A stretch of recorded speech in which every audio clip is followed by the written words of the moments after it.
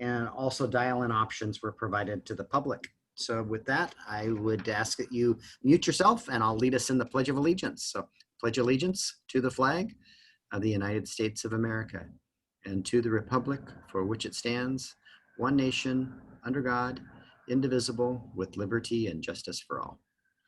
All right. Thank you, everybody. And with that, Nick, I'll allow you to introduce our guest and the first agenda item, which is the Shoreline Master Plan Program Periodic Update, Climate Sea Change, Sea Level Rising Analysis and Recommendations. Heck of a title. Yes, thanks. So before you tonight, we have a presentation from our consultant, Herrera Environmental Consultants, and Andrea McLennan, right? Mm-hmm. Yeah, McLennan. Is here to walk you through the results of our recent analysis. We are required to complete a Shoreline Master Program update by July 1st of 2021. And so we are on track to do that. And one of the requirements of the Shoreline Master Program update for this cycle is that we look at climate change and sea level rise as part of the shoreline regulations for the city. So we piggybacked on a study that the county did that was a climate resiliency study about 1.5 years ago that was started. And out of that work, we hired Herrera to help us with complete the sea level rise analysis for Port Orchard. And so Andrea is here tonight to present the results of that study, and the draft report, or is it the final report, is in the packet tonight. I can't remember if it's draft or final, but Andrea, I'll let you take it away. Yeah, I believe the report is still in draft as we're in the process of applying revisions from related to comments that we received from Department of Ecology.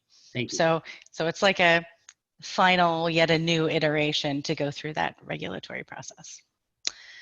Okay, I'm going to share my screen, so bear with me for a moment while I get ready to present.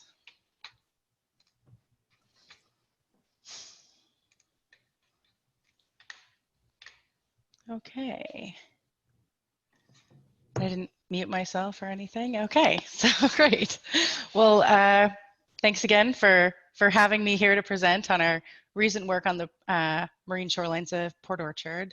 My name is Andrea McLennan. I'm a coastal geomorphologist and working with Herrera Environmental Consultants. I have been working as a consultant in the Puget Sound region for over 20 years now. Jeff Parsons, who's a PhD oceanographer and a civil engineer, also collaborated on this effort for Port Orchard. So I'm just going to dive in, try to keep it relatively simple because it gets pretty complex fast. Okay. There we go. Okay, so the objectives of our work for the city entailed the following elements. We wanted to identify the areas most affected by sea level rise in the Port Orchard shoreline, specifically the downtown area. We wanted to evaluate the current flood hazards and then identify any vulnerable infrastructure and review the current code related to flood regulations and the SMP and sea level rise, obviously.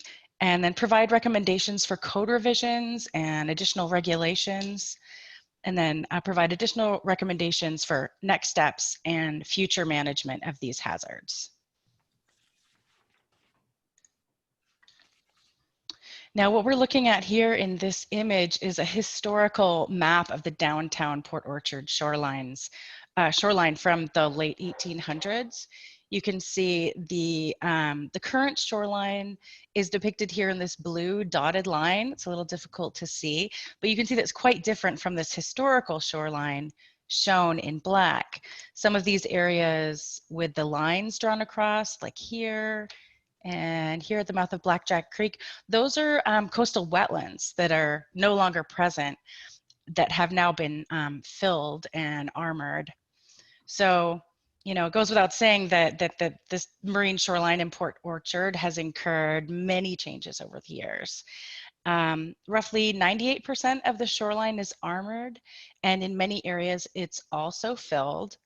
meaning that, you know, it has added elevation relative than it did historically. And in most cases are, you know, converted from coastal wetlands to upland areas. There's also extensive shoreline development and coastal roads along the downtown shoreline, as you all know, and several contaminated areas. So to reach the objectives of this project, we created what's commonly referred to as a bathtub model of sea level rise, in which like the position of the shoreline is adjusted up and moved further landward based on the topography from local LiDAR data. That's kind of the highest resolution map topography data that we have available in the region. So we adjust the elevation of the shoreline to reflect respective elevations of the 100-year flood and then several different sea level rise projections. And I'm going to kind of describe what each of those projections are in the subsequent slides. The projections that we used are from the most recent sea level rise projections from the Washington Coastal Resilience Project, which was funded by EPA and led by the Department of Ecology and University of Washington. That's just from 2018, so these are very new. And the sea level rise projections that were developed for that effort are called probabilistic projections, which is sometimes a bit of a mouthful. So essentially each projection is tied to the probability that it's likely to occur. Projections with higher probabilities are typically lower measures of sea level rise, whereas the higher projections, they're typically associated with a lower level of certainty, and in some cases a lower probability. So less likely to occur or less certain for those higher projections. So the reason you should care about these projections and some of this information that I just described is that these are the standard methods and projections that have been accepted by the state government and the governor, and that will likely be used for the basis of future state regulations regarding sea level rise. So we started this effort off by evaluating the absolute sea level rise projections for Washington State. These projections account for both ocean expansion and some ice sheet melt from the West Antarctic ice sheet of Antarctica and Greenland. So here are some of the probabilities of the different projections across the different time periods. The expected value is roughly a 50% probability. So there's a 50% probability that by 2040 or beyond 2040, we're going to see 0.7 feet of sea level rise. And you can use that same kind of phrasing across the table. So here you can see that there's a 1% probability that we will see 1.3 feet of sea level rise by 2040.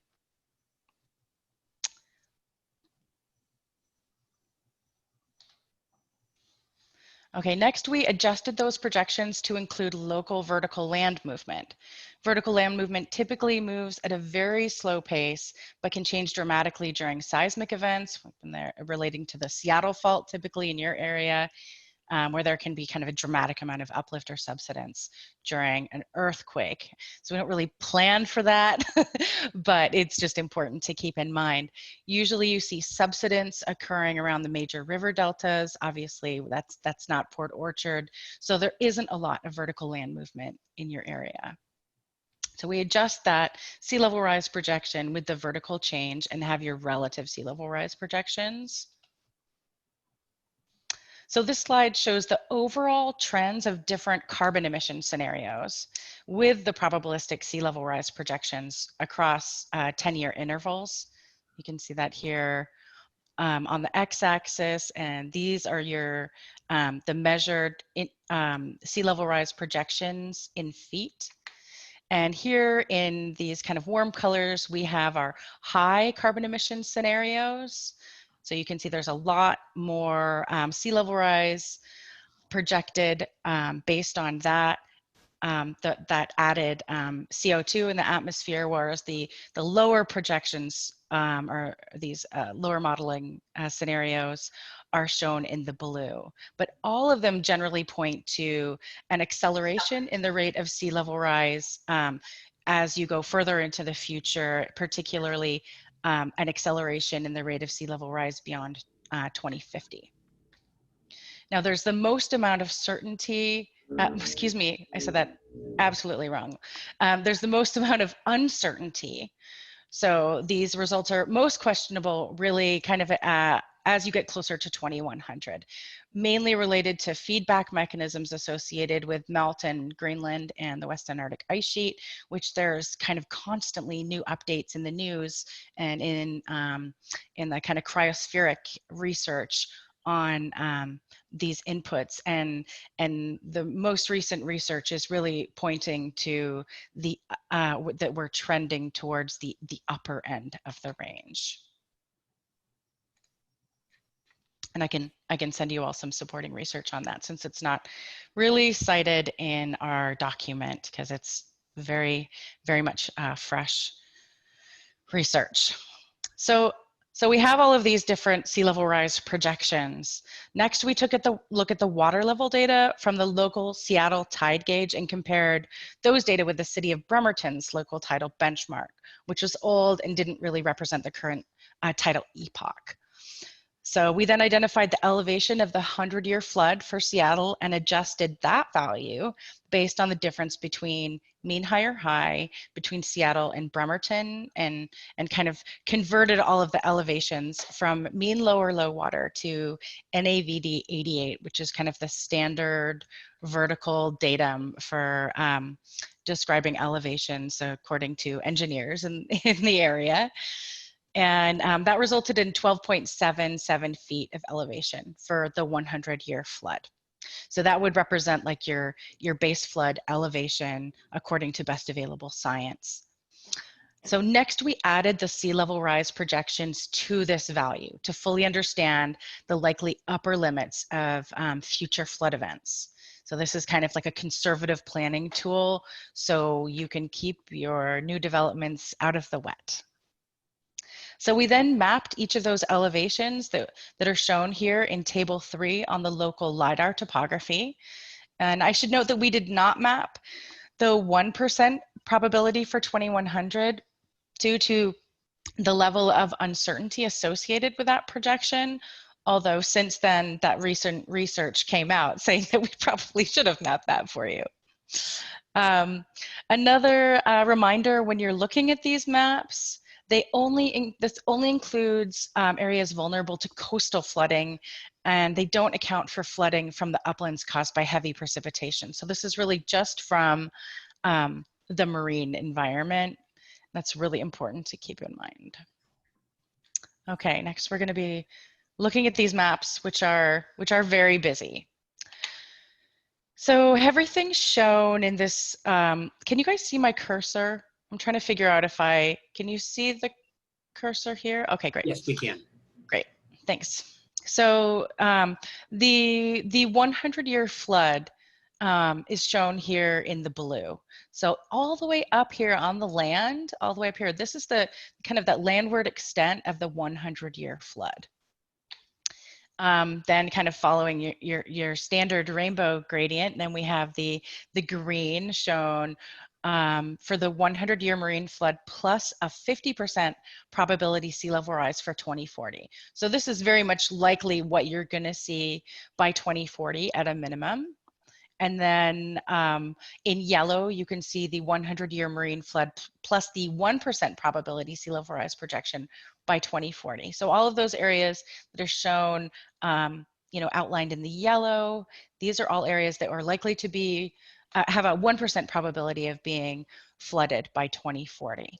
The areas shown in red here, this is the upper limit of the 100-year flood plus the 50% probability sea level rise projections for 2100. So, so this is kind of the upper limit of what we were seeing with a high level of certainty. So that's a 50% chance that you're going to be seeing that by 2100. And I think it's important to point out that the light blue on the map, those are the areas where we already experience flooding when we have a king tide event with rain. So that should look pretty familiar to most of you who have been around for these flooding events in the past. Right, and I should also note that we included some stormwater infrastructure in this analysis.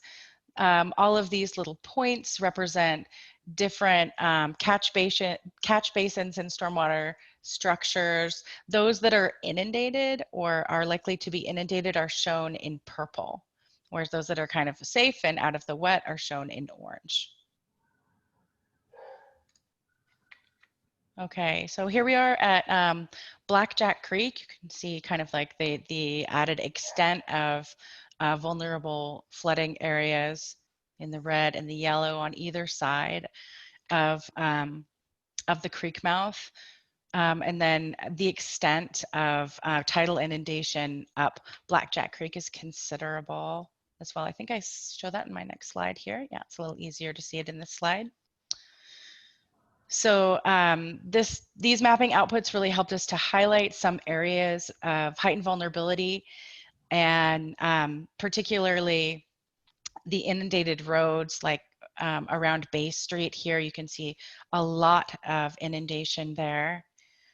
The added inundation of the creek channel is likely to worsen slope stability issues within the ravine, particularly in the steep slopes around Rockwell Avenue here on the, I guess that's on the northwest side of the bank.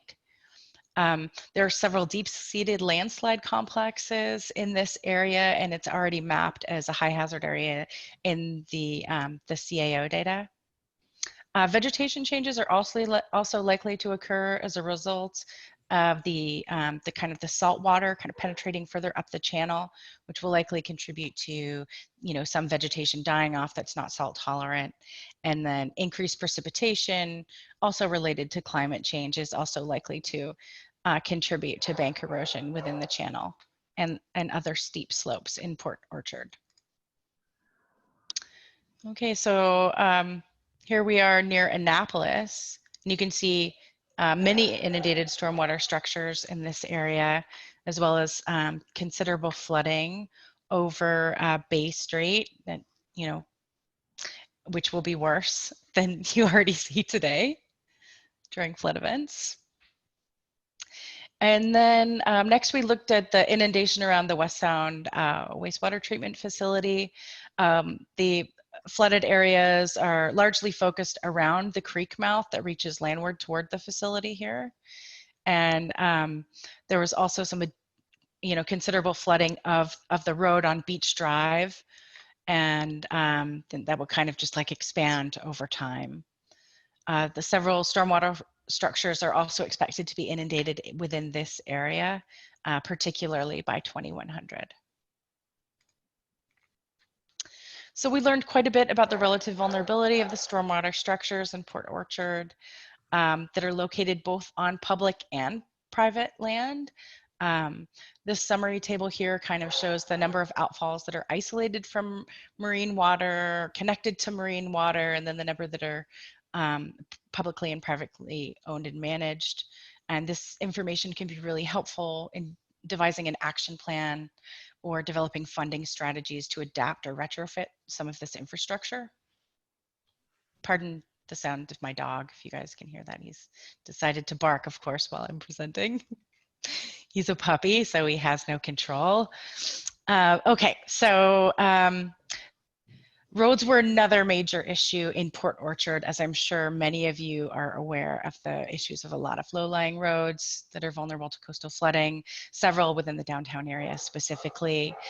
Several of these vulnerable roads had also been identified by WashDOT as being high risk in a vulnerability assessment that they did recently, or maybe it was 2017. It may be worth reaching out to local folks at WashDOT to see if there are opportunities to collaborate with them when they begin adding elevation to these roads. We also noted that the Armor waterward of Bay Street is in poor condition in several locations and is also likely to need additional freeboard, but I'm quite sure that many of you are already aware of that issue. Okay, next moving on to the regulatory recommendations. We really wanted to emphasize the need to formally adopt the 2017 flood insurance rate mapping. I believe that the code language kind of already supports any updates being integrated, but we thought that it would be worthwhile to kind of explicitly state that we should be using the 2017 data rather than the 2010 data, which is kind of currently described. And as well as to revise all of the shores of Port Orchard to be located within the coastal high hazard areas to really acknowledge the liquefaction risk due to the fill over coastal wetlands. That's pretty big, particularly in an area that's located so close to the Seattle Fault. For those of you that are not aware, the Seattle Fault actually runs through Bremerton. So it's right nearby. So there were several additional actions that we thought could be taken. And I just wanted to conclude with these other recommendations. So generally you want to manage for the long term, the sea level rise projections that are marked for 2100. If they don't occur by 2100, they're likely to occur in the preceding decades. They will likely eventually occur. We recommend applying for some of the many funding sources that are out there to support adaptation and mitigation. There's a lot of funding sources out there for small cities. We also recommend kind of creating a comprehensive stormwater plan and evaluating armor conditions in areas where there are known contaminants and prioritize those areas for cleanup action. And I observed like some failing armor. There were some known contaminants landward of that when we were kind of out checking the elevations of the LiDAR data. So we did do an accuracy assessment on all of this mapping and found that it was very good. We also recommend forming partnerships in the sea level rise adaptation community and reaching out to Department of Transportation and developing the sea level rise standards for the downtown waterfront redevelopment, and then integrating adaptation into the long-term planning where possible. So that wraps it up, and I'm happy to answer any questions. Questions for Andrea or Nick? Mr. Clausen. Yeah, I'm just curious, Andrea, first off, my daughter says hi, Christine Bernacki. Yeah. And I'm wondering if did you go much further to the east than just West Bay? I'm interested primarily around Annapolis. We went pretty much up to the wastewater treatment facility in our field checking, and yeah, we didn't go far beyond that. I can't remember the name of the road where there's a little bit of a landward embayment. So I think our mapping kind of goes up to that point, you know, where Beach Avenue is seaward of the embayment. That's well outside the city. Yeah. Yeah, I guess, you know, selfishly, I was interested in around the Annapolis Ferry dock in that area. Yeah, that area is mapping there. We did, yeah, that area is included. You want to, yeah, scroll back to slide page 14 of the packet. This one. So I think the good news is that the Kitsap transit facilities all look pretty high and dry, as well as Bay Street through that section. Yeah, that area is definitely doing well.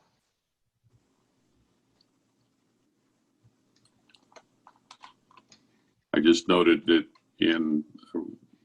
not long ago, we had a flooding event out in the Gorst area. And there was also some flooding in downtown Port Orchard along with that. And then fortunately, facility at Annapolis was high and dry, and we run a little ferry boat between Bremerton and Port Orchard. So we had to divert most of our operation into Annapolis, and I was just curious to see if that's going to be high and dry during these events. So Yeah, this area here was the most vulnerable around Annapolis and this portion, as well as the road here right at this bend, which I'm sure that many of you are already aware of its vulnerability, both to erosion as well as inundation during king tides. So I wanted to mention a couple of actions that will likely come out of this at some point in the not so distant future. Obviously, we have to adopt the new Shoreline Master Program by next summer, and I think we're on track to have that ready to go in early 2021. But there is some concern along Blackjack Creek with slope stability, and specifically the steep slopes of the ravine where there are houses up above off of Seattle Avenue. There's real concern that increasing flooding along Blackjack Creek is going to undermine some of those slopes and create stability issues. And so that's something that in our critical areas code, we'll need to look at. If any development activity is proposed in that general area, we're going to need to take a closer look geotechnically before issuing permits to make sure that we are not approving something that is putting life at risk. And then finally, the flood elevation maps were mentioned, and we adopt our flood damage prevention code in chapter 20.170 of the Port Orchard Municipal Code. And I think it was mentioned that we are on old maps. We have not been told that we have to adopt the new maps yet, but when we do adopt those new maps, it's going to require, it doesn't prevent development, it requires that development be elevated. And so the minimum flood elevation is slightly higher on the new maps than on the old maps, is my understanding. And so we may want to proactively adopt that to make sure that anything that redevelops in our downtown is built to the proper elevation. We can encourage people, of course, to build to those elevations, but currently our code doesn't require quite enough elevation based on the analysis that has been done. Right, so that should be the 100-year flood, that base flood elevation from 2010, whereas the new 2017 base flood elevation is what we mapped. So if you want to add even more elevation to account for sea level rise, that would be another option. Councilmember Diener. Andrew, you had mentioned DOT and planning projects. Do you know, does DOT take into account sea level rise with their projects now? Are we seeing any projects that adjust for that? Yeah, they definitely take sea level rise into account and have done a kind of statewide vulnerability assessment of their roads. And as part of this effort that we did for you guys, I reached out to a woman, and I sadly can't remember her name off the top of my head, but I can provide you guys with her name and kind of a follow-up email where she shared the vulnerability assessment work with us, but I'm quite sure that you can find it online. I was able to find it online, and it was really helpful. They essentially evaluated all of the roads around Sinclair Inlet as well as many others outside the area, and you can see how all of them rank. And this is actually a snippet from that report showing these areas in red as kind of the most vulnerable in Sinclair Inlet. And I forwarded this report in the presentation to Yvette Lefau, who was doing the Bay Street Roundabout project at Bethel, to make sure that they had this data, because I noticed that area was shown as being susceptible to flooding. And it seems like if they're going to put the money into it, they should make sure they put things at the proper elevation. So I know that bridge, the Blackjack Creek Bridge, is already too low, and we brought that up when they were designing the roundabout, and they have no intention of doing anything with that bridge now. But it also has utilities hanging off the bottom of it, and there's not enough freeboard there. So that particular bridge is going to be a major problem someday. And We just want to make sure that it's WashDOT's problem and not the city's problem when that day comes. Councilmember Cacciardi, I saw you raise your hand. Yeah, just kind of, I guess, leading by example. How might this inform the process that we're undertaking right now with the community center site selection and some of those things? Nick, I would think that we want to make sure that if we build on down on the waterfront, we've got to build at the right elevation and make sure that the shoreline's properly armored, or there's shoreline restoration activities planned in that area too. And I think one factor that contributes to our flooding downtown is we need to separate the water coming off the hillside from the catch basins that are our downtown, because it compounds we get the king tides in November when the heavy rains, and then the catch basins are bubbling water out of the hillsides. So as we make improvements to our stormwater infrastructure too, I think will help us in that area. So can we get this information to Rice Fergus as they continue down this path, just so they kind of have this data? Absolutely. We will be providing it to them. And I think one thing, the building will be elevated. The hardscapes, we're going to have to make a decision on whether the hardscape is elevated or whether we make more of an adaptive hardscape landscape that is meant so that if it floods, it's not problematic. But that'll be part of the design evaluation for that project. Yeah, design lifetimes and adaptable designs are kind of really commonplace within the field. So, if you're designing for 75 years, then they would want to integrate those sea level rise projections. I just wanted to make sure that we consider this with our pedestrian path that goes out to Annapolis. Because when I look at that particular map, it looks like just want to make sure that the path is at the appropriate elevation also. I don't know that it can be, because it has to be at the same grade as the road, and we're not planning on rebuilding the road, but Right. it is a concern. Yep. Any other questions?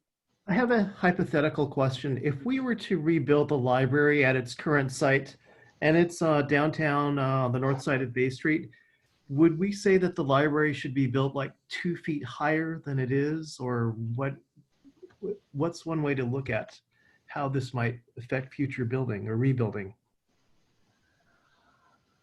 Well, right now, there's a minimum flood elevation required by our code, and then there's the probabilistic, I think is the term that we used, elevation from this report. And so I think as representatives of the public, we would want to insist on elevating that that building to a safe height. But the minimum requirement right now is determined by the FEMA maps adopted by the city and recorded by the state as part of the flood insurance program. So we don't know if it's 2 inches or 2 feet? Well, we know, but we have to determine whether we're going with the 1% probability or the 50% probability. And so it's anywhere from, I think, 0.7 up to about 2 feet, and maybe closer to 4 or 5 feet if you're looking at the 2100 worst case scenario. Right? Is that right, Andrea? I'm going off of memory here. Yeah, up to 5 feet is the 1% probability exceedance for 2100 for the high scenario. So that's the upper limit of what you're seeing here. And those elevations you were just showing are above a base elevation of what, 12.7 something feet? Well, that's what we did here. I mean, these projections can be added to mean high or high or mean high water. They can be added to any kind of shoreline proxy that you're interested in mapping. But for this case, yeah, we were trying to take a conservative approach and just adding it to the 100-year flood. So you could see kind of that maximum extent of flooding for your new development plans.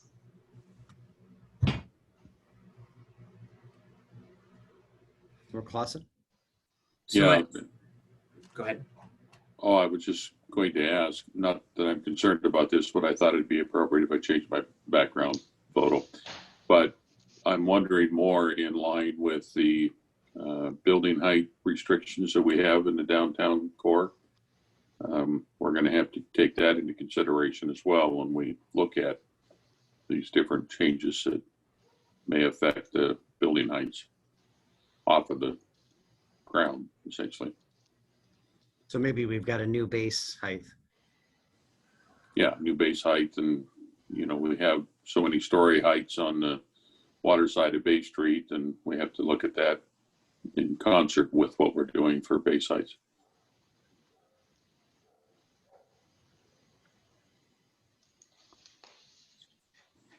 All right. Any other questions? All right. Thank you for joining us, Andrea. We appreciate you visiting us tonight. And Janine, have you got back control of the meeting? You're muted though. Okay. Thank you, Andrea. Thank you. Thank you, Andrea. Thank you. Nice Okay. to meet you. All right. We're on to our second item, which is the multi-family. To you, I feel like I've been working on it for 18 months and other things keep getting in the way of completing the project. But I think we are close to a place where we can consider taking action to amend Chapter 3.48 of the Port Orchard Municipal Code. And we've been working on this with the Land Use Committee for quite some time now, and we've been trying to find a better approach than our current approach, because as you've heard before, the 12-year tax exemption for affordable housing in Port Orchard really didn't have the effect of providing anything that was below market rate in terms of rentals, because the north end of the county incomes skew the countywide income much higher than what the incomes are in Port Orchard. So we wanted to go out and make sure that when we give a 12-year tax exemption, we truly are getting affordable housing that's significantly below market rate.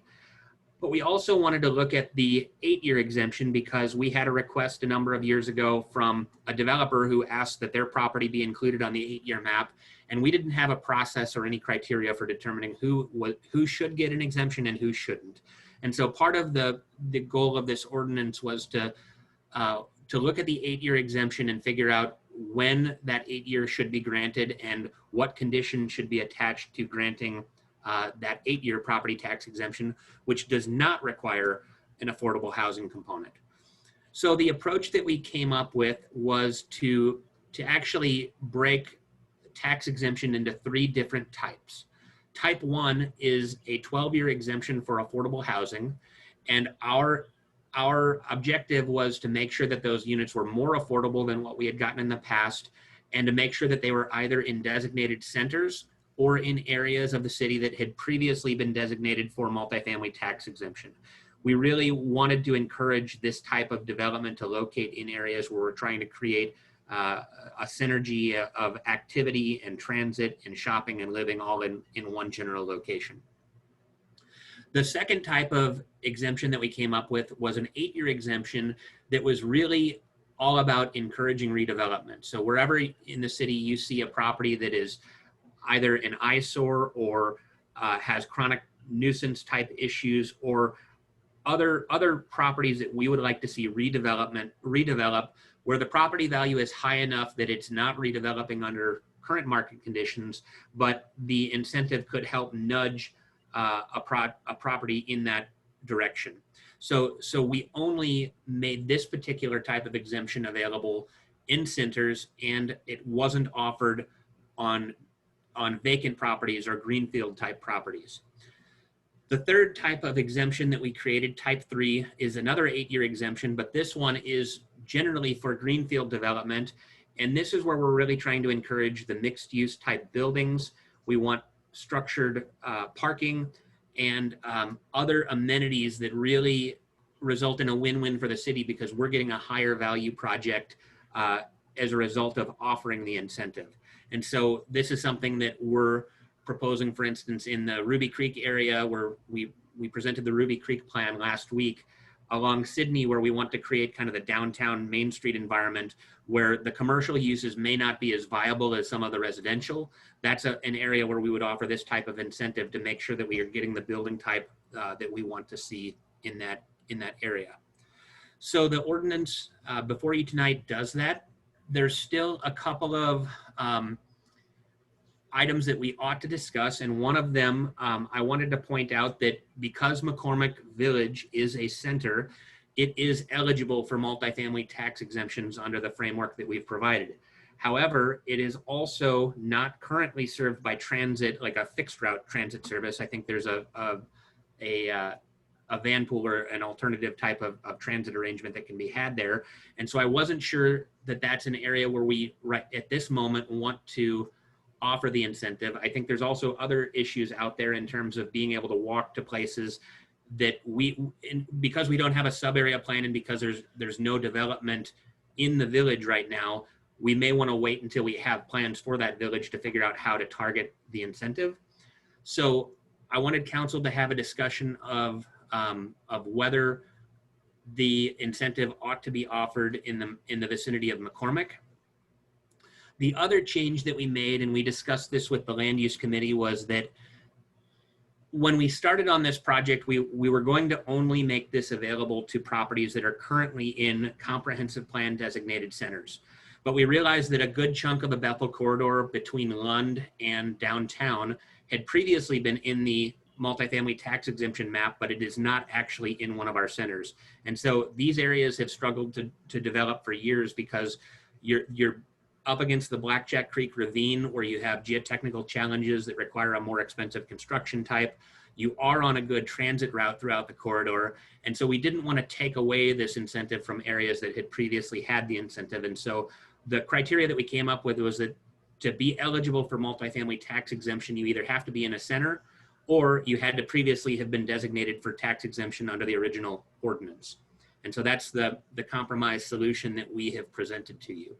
So there's a couple of maps in your packet that show the type 1 map, the type 2 map, and the type 3 map, and they have some overlap in some cases and then are different in other areas of the city. And so I want to make sure that you are comfortable with those maps. And other than that, I think that DCD feels comfortable moving this forward, but we want to make sure that all the council concerns are addressed before we schedule it for consideration. So with that, any questions? I'm happy to answer. So Nick, I see in the type 1 map, you do have the McCormick North in there currently. So you're Correct. looking for direction whether that should be removed or not. Correct. Now I'll let you know that in the public meeting we had about the downtown sub-area plan, one of the complaints we got was that we were putting a lot of affordable housing downtown, but why isn't McCormick taking their share? And I said, well, that's going to be considered separately as part of this multifamily tax exemption process and whether we want to encourage that at McCormick Woods. Okay. Fair. That type 1 is for the 12 years. Correct. And requires the affordable housing component, where the 8 years does not require the affordable housing. Correct. That's correct.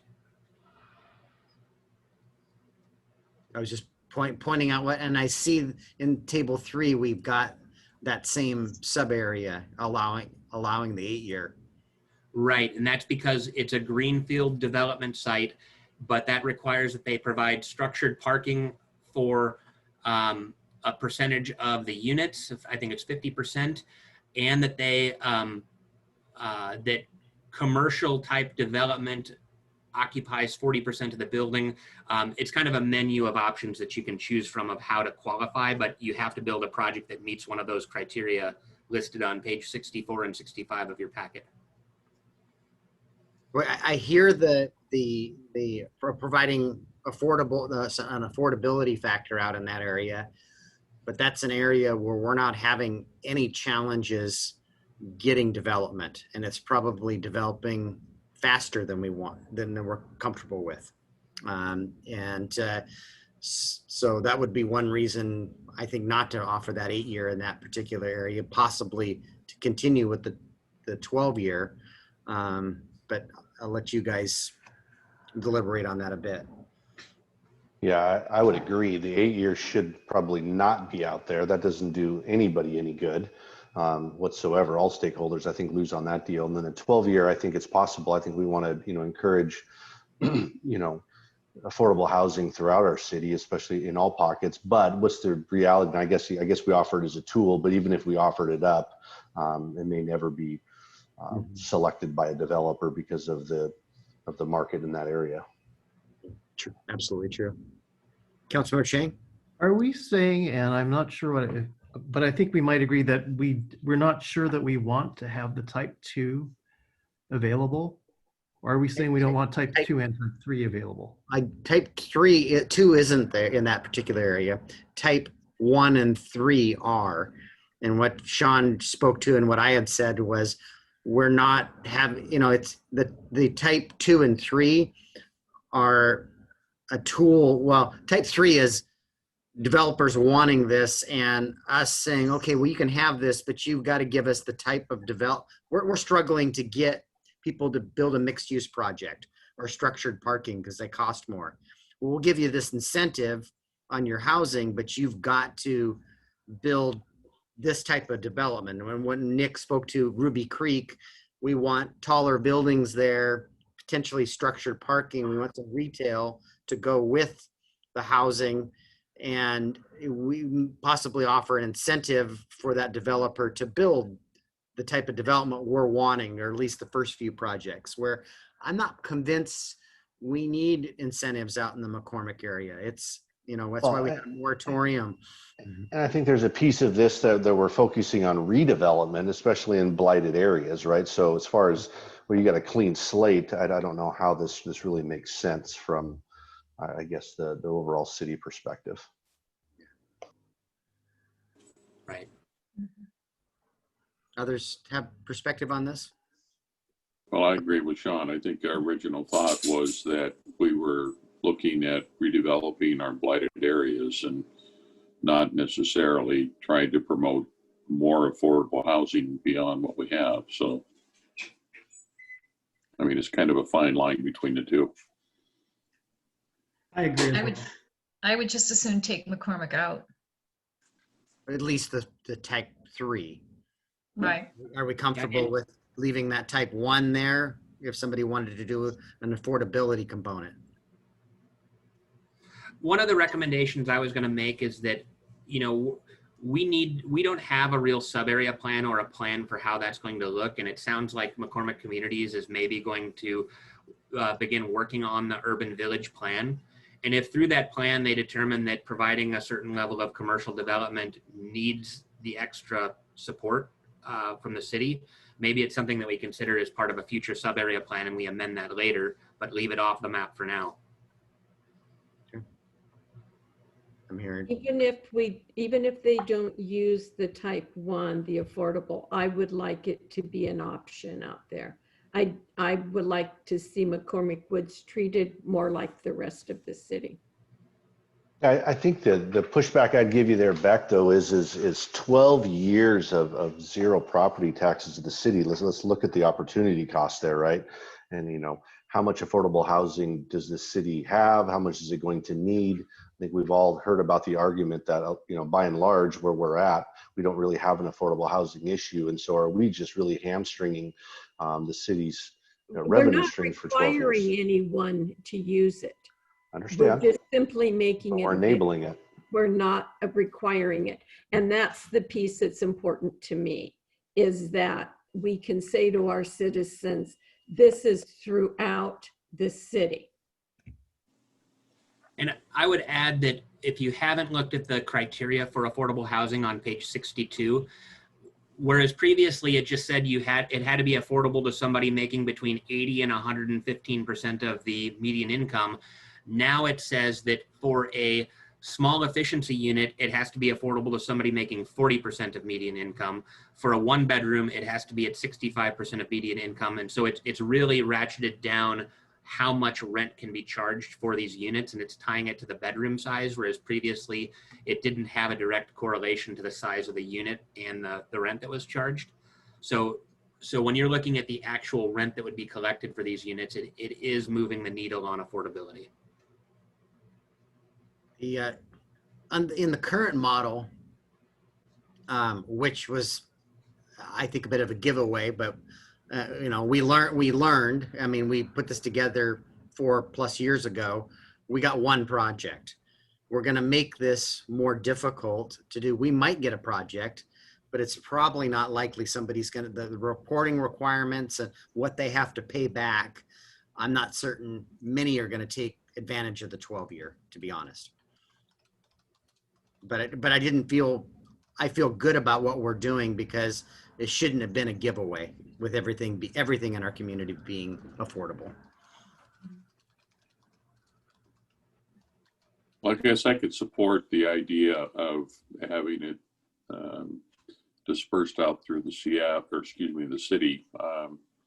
You know, initially when we talked again, we were talking about redeveloping blighted areas, but if we're going to be promoting, if you will, or enabling more affordable homes, I guess it'd be nice to have them dispersed out through the communities, i.e. the McCormick area as well. So I guess I could support that. Scott, are you shaking your head up and down or? Yeah, I can support. Yeah, okay. Fred? Okay. Jay, what are your thoughts? Okay. So it sounds like we're going to take, what I'm hearing is we'll take the McCormick off of the type 3 exemption, but overall you're pleased with what you see. And is it on the agenda next week, Nick? Is that? If that's the council's pleasure, it is ready to go next week. Okay. You're ready to vote on it next week? Okay. Yep. I'm good with that. Okay. Mhm. All right. Thank you. All right, we're on to our third item, which is a request to the city to accept Landis Court Southwest as a public road. Mr. Bond, you've been shepherding this one also. All right.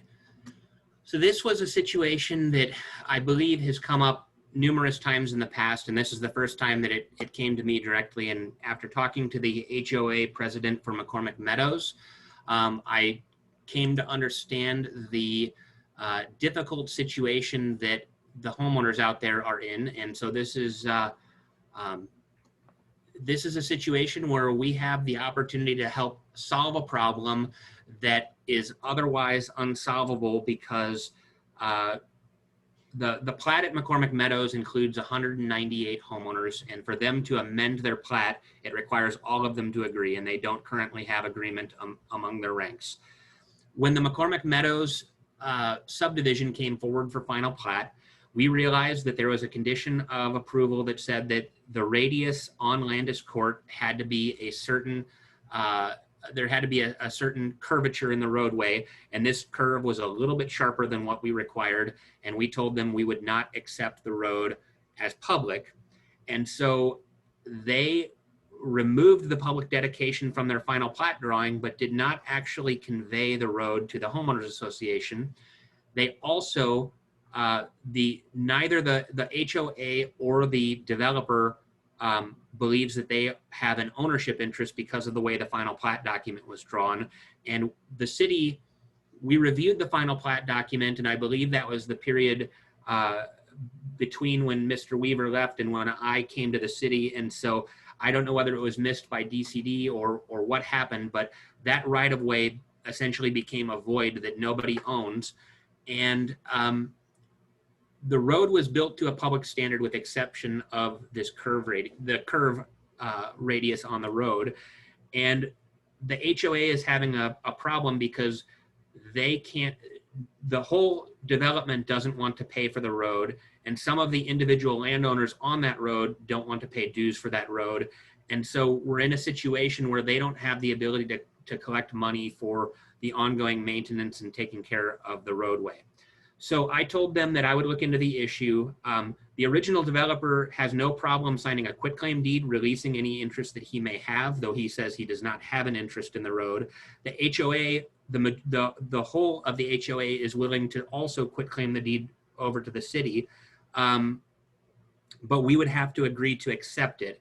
And so I talked to the HOA president about this and said that, I'm happy to take this forward to the land use committee for discussion. One of the concerns may be the condition of the road. They did have a sewer repair out there a few years ago, and they had to do a long patch down the roadway.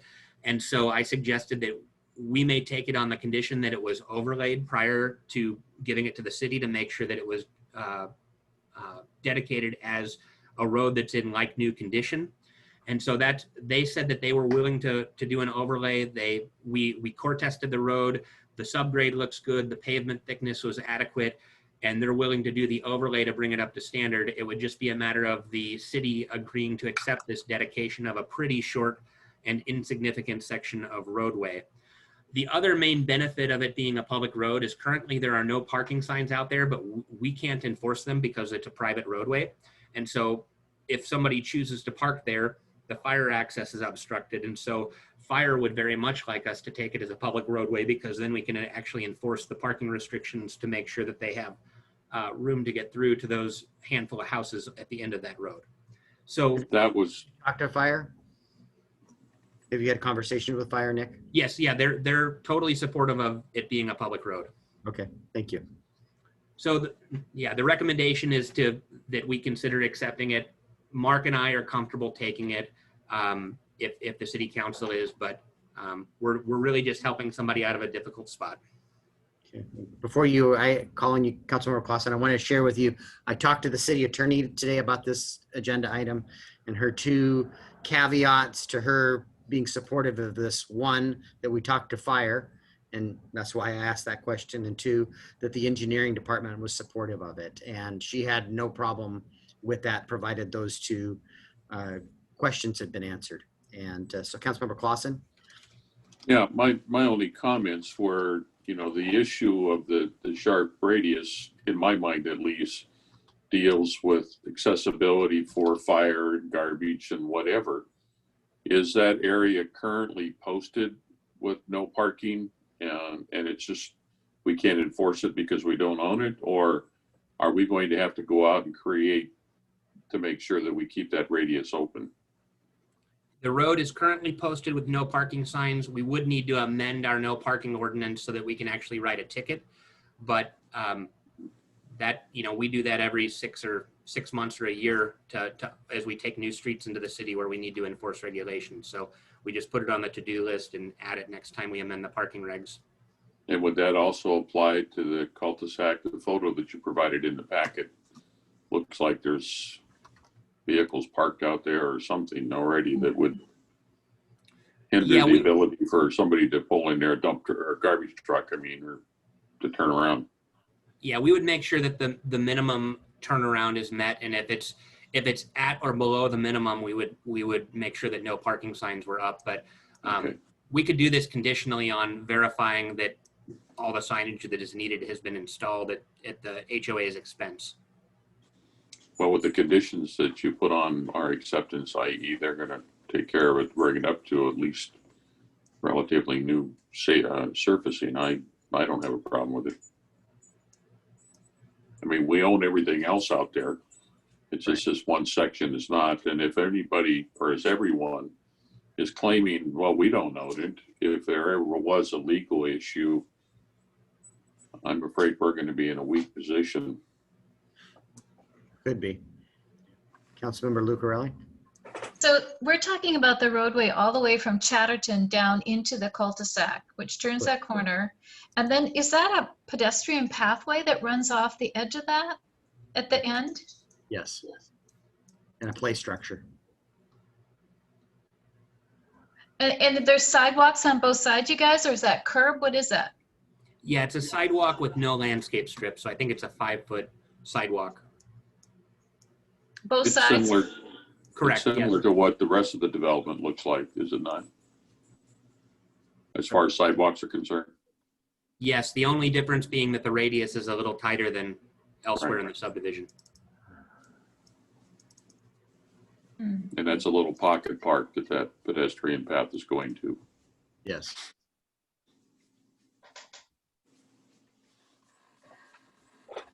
Any other comments, concerns, questions? No? Okay. Councilmember Rose Pepe? Well, I think I said this before at land use. I'm more concerned about the pitfalls down the road of something that we don't know. I agree. We own everything else out there. I agree that we'll be helping solve an insolvable problem, but somewhere along the line, I think it could bite us. But we're caught between a rock and a hard spot too, so I'll support it.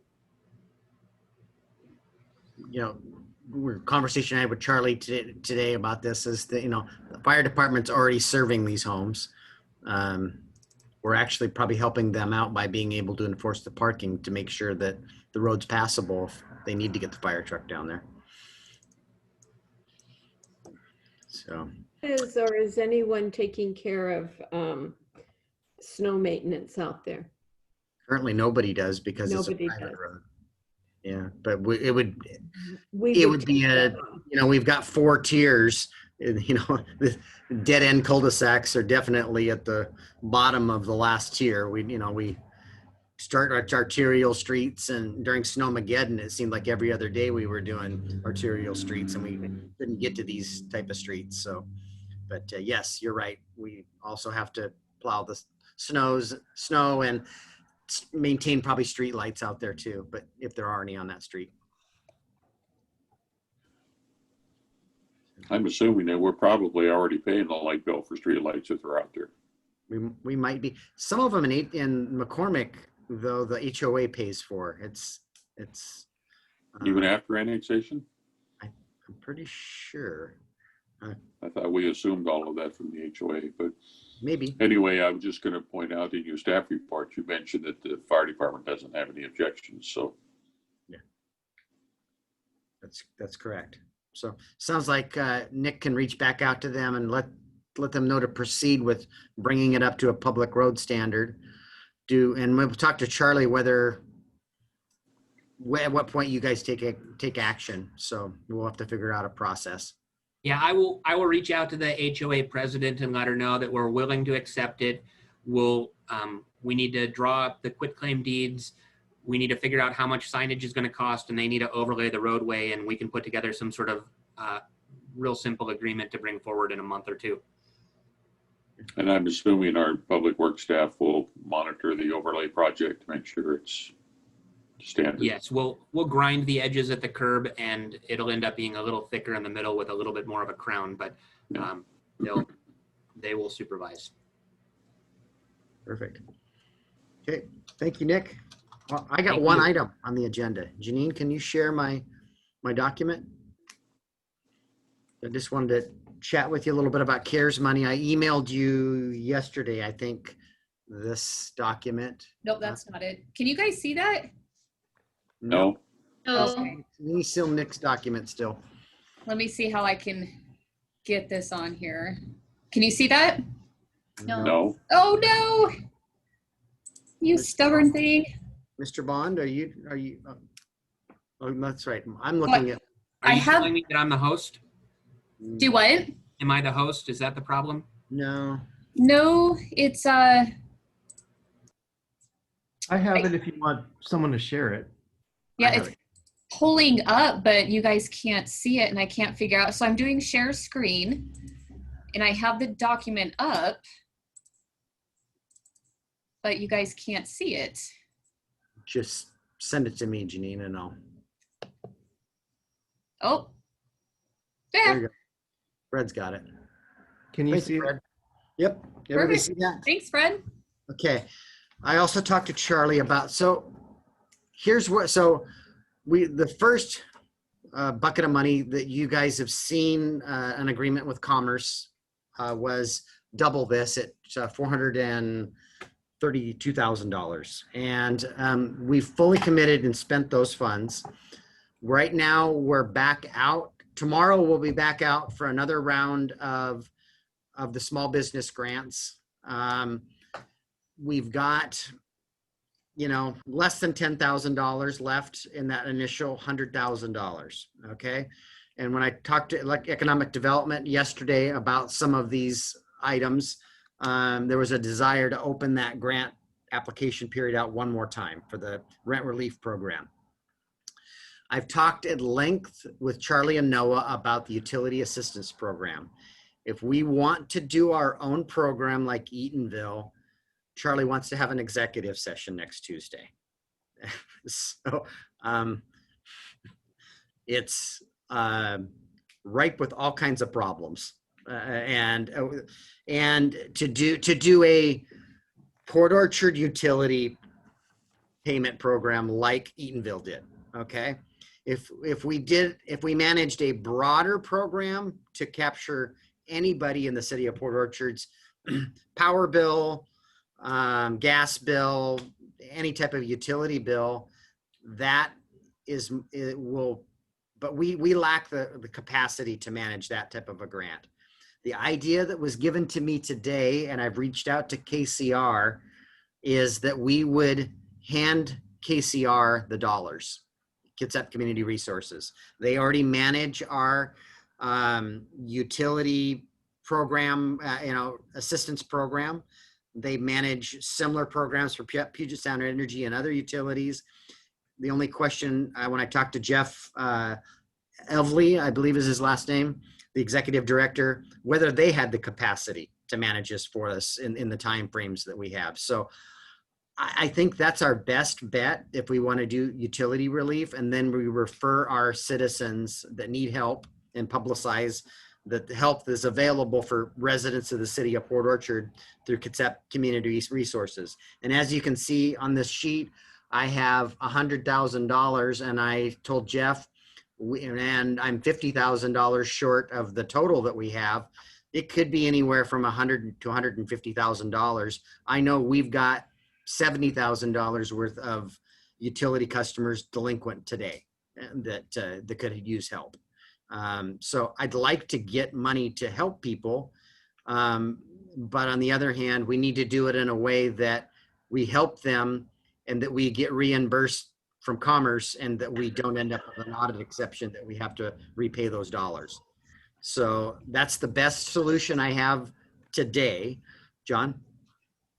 I guess if I'm reading between the lines of what you just said, that if we developed a program that covered all utilities, whatever the utility might be, for the citizens of Port Orchard, as you say, they could pay their gas bill, their light bill, their City of Bremerton bill for those residents, the West Sound utility bills for those residents, and so on. Yes. That would be reasonably acceptable, and handing it over to KCR to administer. Yes, and they're likely to charge us 10% or a little more for a management fee to do that process for us. And so I'm hopeful that I can put that together, and when I come talk to you again next week, that's reality, and that otherwise I'm just not certain about this $100,000 to $150,000 and how we could deploy it. The next item is additional mobile devices, and we would and matter of fact, I know Nick's reaching out to all the planning commissioners are operating exactly like we are, and the clerk's office has concerns with them using their personal devices to conduct the city business. And so we wouldn't give them, since they meet once a month, we wouldn't give them brand new devices, but we have a number of 3-4-year-old laptops. We would replace those, pass the older device to the planning commissioners. And then we've identified other employees that would benefit from the ability to be able to work remotely and providing tools. Update to the phone system is something we were going to do in next year, and we were going to pilot something in the fourth quarter. And it would make our phone system is becoming outdated. We would basically have phones that all you need is an Ethernet jack, and a phone is issued to somebody, and they could plug it in at home or any office space, and it's their phone and their phone line, and everything rings to it. So, Mayor, on that, is that $10,000 number accurate? I would think that would be a lot more expensive for all of that hardware and a new system than $10,000. If we owned that system, so it's cloud-based, it's through Verizon, and our current system we bought 6 years ago for $60,000. I actually think that number's bigger than we need, because we don't need as many handheld devices, because we're going to, just like we've all done in our homes, we're going to make a decision. If you've got a city cell phone, you don't need a landline. That's your phone number. And so we're going to have far fewer desk phones.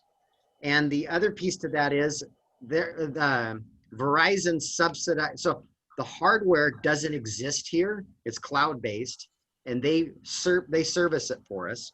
And they where currently our IT department supports our current phone system. And so it creates some capacity in our IT department because we're going to take a responsibility off it. From what I've seen of this presentation, when I sat through a presentation with Verizon, it's a no-brainer, but a few of us were going to test it in the fourth quarter and then bring you a presentation in the first quarter. But I'm seeing an opportunity to use these dollars, some of these dollars, and we might be coming to you to implement this faster than that. Right. But you're I right. would just think that the few phones we do need, that they could run $500 to $1,000 a piece pretty easily, I would think. They do, and Verizon sells them to us for like $25 because it has a monthly service fee to it. So it's like the cell phone deals where as long as you have the service and you're paying the monthly fee. So we've got to analyze the monthly fee versus. Right. But is there an alternative? Because we can't use all these CARES Act. Is there a different way where we could just pay for them all up front and not have that ongoing expense? I don't think so. Got it. I don't think so. So, any more to come on that, but that's one idea. We've got some more workspace modifications down the police department. They're pretty modest. Expanding the CARES and creating a carve out for daycare centers. Councilmember Ashby brought this up yesterday. When I brought it up with Charlie today, she had concerns with us creating a carve out for an industry sector. That while there is a concern for daycare centers, they could have provided their tenants somewhere, they could apply. But she had concern about creating a carve out for that industry or any industry, that we should be treating, everybody, equally within our programs. So I don't believe there's an opportunity to expand that. Councilmember Clausen? Yeah, that 15,000, is that the rent subsidy as well? Is that? What the idea there is that we've got, I went out and knocked on about 10 doors today and delivered flyers about us reopening the grants. We only have $7,000 or $8,000 left. And so I'm hoping that we're going to get more than the 100,000, and we might get another $15,000 worth of grants. So it's the 7 or 8 plus this 15. I'm spitballing. I don't know what we're going to get in grants, and every time I've gone out, we haven't exhausted all the money. So, well, as Mr. Chang mentioned, now that people are aware of it, I'm assuming that we'll have more folks applying for it, and I'm aware of one that's going to be applying if it's available. So I just want to make sure that if they apply, that we've got adequate funding to support it. Well, according to this list, I've got $50,000 that I don't know what to do with. So, all right. So I'll be coming back. If we got all those wild you go to the KETA page right now, though, there's 4 programs out there. They got a commerce program, and that's what a couple of business. Here's our program. Here's how it works. Go to this website. You only can get one bite of the apple. You get a grant award from somebody. Find the best one for your business is what I've been telling folks. And the county put almost $1 million to this effort, and they've got about 200,000 of it deployed. We've actually performed better than anybody else has. But can the city businesses apply for the county's funding? There's a bucket of money for all of the cities too. But their program is more restrictive than ours.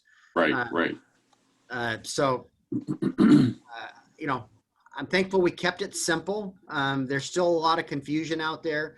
People pull up the wrong, I go out and tell them about it, and then they pull up the application for the county or commerce or others. So I've been really trying to educate people. So I've visited a lot of folks midday today. So I'm hopeful. And if we got a bunch of applications, I'll be coming back to you and saying, hey, we have this need to fund this. What we did cap the compensation to Kita at $2,000. It was supposed to be 20 applications, $100 an application, capped at $2,000. A whole bunch of these businesses have gotten less than $5,000. So we have far more than 20. We're likely going to need to remove that cap and just pay them $100 an application. I think is fair. Yeah. I've mentioned that to them. I talked to Charlie today, and I talked to the school district a couple of times here in the last few days. These likely won't be low-income students in the city of Port Orchard, but they'll be in our school district. And there is a need for roughly 100 mobile hotspots, and the school district or a nonprofit is going to have to pay for the monthly service associated. So it'll be these $50 a piece mobile hotspots, and the school, we're going to, I'm hopeful to bring an agreement between the city and the school district next Tuesday, because we can't wait 60 days, or a month to get these devices into the kids' hands. We need to get this money to the school district so they can buy them and get these deployed and help the kids that don't have internet access with their remote learning. So that's a modest dollar amount there. And then the last is we're not open to the public, but we do have a need to clean City Hall more frequently, just like any other business, because we've got employees here. And we have we had 3 summer hires. One went back to college. Tony needs the other 2 till the end of the month.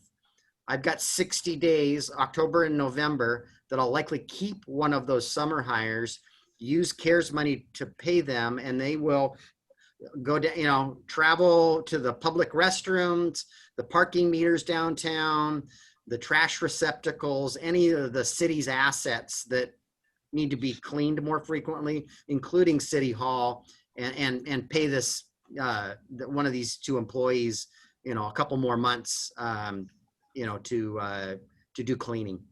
So anybody else have any? I'm looking for ideas. I brought this to economic development yesterday, and I'm open to any ideas you have. Councilmember Chang? I was wondering, in addition to, or instead of the utility assistance to residents, did you consider rental assistance to residents? I did. And is that harder to administer? Yeah, well, the problem is we got this money and we have to drop agreements. They have to deploy it, document it, and have it spent. I've got roughly 60 days. And when both organizations I talked to said, oh yeah, we'd love to help. And then I told them all the rules. I can't do that. And another idea I had was, remember I thought maybe we could do one of these. Housing Kitsap had those home improvement projects. They were about $30,000 a piece. A low-income senior that was in jeopardy. We were able to thread the needle, but then when I said, but I need this done in 60 days, and he says, we can't get a contractor there in 60 days.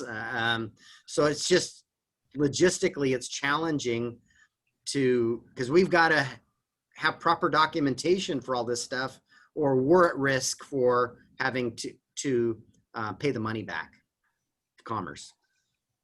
Cindy? On your list, shouldn't this be 5,000 and 5,000 for the mobile hotspot and the temp employee? It looks like it's 5 million. Oh yeah. Am I- Well, I tried. Yeah, it's 1,000. Yeah. I'm just saying that's a lot of money to go to mobile hotspots. 5 million. Well, everybody in Kitsap County is going to get one, and All Mason right. County too. So good catch. You're right. I'll fix that. Yeah, and I couldn't spend 5 million on temp employees either. On cleaning. Holy cow. We'd be clean, that's for sure. Yeah. Okay. And so this is the Noah's not opposed to either, and I'm just working. This is really what I've been doing for 2 weeks since we got awarded this money, is trying to figure it out. And Noah is of the opinion it's okay if we can't spend it all. And matter of fact, most of the other cities out there aren't going to spend it all. It pains me to have these dollars come to our community and not be able to provide assistance to our citizens or our businesses. So that's why I've been working on it so hard. So. All right, if we don't have any other than my $10 million error. Do you think it's acceptable for a COVID street sweeper? COVID, maybe. Jay, did you have a thought? No, I just had, a question about, I really like being able to farm the workout a little bit so we don't push it on there. But if it's more than 10%, could we use some temporary help to assist NOAA to manage the grant so we can maximize the funds for our folks as much as possible? Until I talked to Charlie today, I was pushing hard on that how can we, what can we not do and make sure we do this? But when she started describing the legal risk and told me if you want to proceed with that type of a program, we need to have an executive session next Tuesday, I kind of backed off. Thanks. Mhm. So, Fred?